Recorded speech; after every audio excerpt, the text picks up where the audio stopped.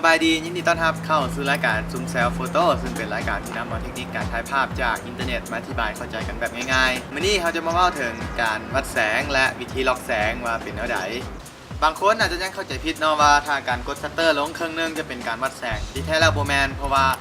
กล้องนั่นจะถูกเซตค่าให้วัดแสงโดยออโต้อยู่ตลอดเวลาอยู่แล้วก็จะเป็นกดชัตเตอร์ลงครึ่งนึงเพื่อการวัดแสงแต่การกดชัตเตอร์ลงครึ่งนึงนั่นแม่เพื่อการโฟกัสและการล็อกแสงนอกเหนือจากการวัดแสงเฉลี่ยทางภาพแล้วการกดชัตเตอร์ลงครึ่งนึงนั่นจะบ่แม่นการล็อกแสงงอเส้นการวัดแสงเฉพาะจุดการวัดแสงบางส่วนและการวัดแสงเฉลี่ยหน้ากลางจะพวกนี้แม่นเราต้องล็อกด้วยตนเองฉะนั้นเราจะมาว่าถึงว่าขั้นตอนการล็อกแสงนั่นแม่นเฮ็ดแนวใดในการล็อกแสงเดี๋ยวเราสิลองใช้โหมด AV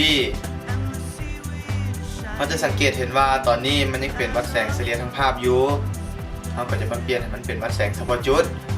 จะสังเกตได้ว่ามันจะเป็นรูปจำเม็ดอยู่ทั้งกลางเนาะ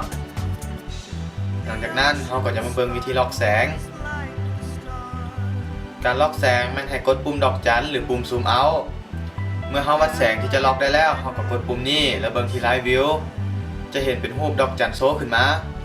แต่ถ้าผู้เห็นอยู่ไลฟ์วิวก็สามารถเบิ่งที่ช่องมองภาพจะเป็นรูปดอกจันอยู่ข้างๆแบตเตอรี่เนาะ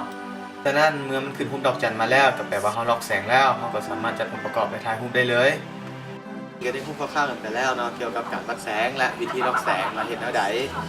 สำหรับผู้ใดอยากติดตามผลงานของพวกเขาหรืออยากติชมรายการของพวกเขาก็สามารถให้ความคิดความเห็นได้ผ่านทาง Facebook ของพวกเขาเองก็ยังเป็นกลุ่มน้องใหม่อยู่จึงอยากให้มีคนติชมหลายๆเนาะเพื่อจะได้พัฒนาตัวเองและมาปรับปรุงรายการใหม่มื้อนี้ก็ขอจบกันไปเพียงเท่านี้เนาะและสำหรับโอกาสหน้านั้นเขาจะยกหัวข้อใดมาเว้าหรือว่าถึงย้ำก็ขอให้ติดตามผลงานของพวกเขาก็แล้วกันถึงเวลาที่จะต้องลากันไปแล้วฉะนั้นขอกล่าวคำว่าสบายดี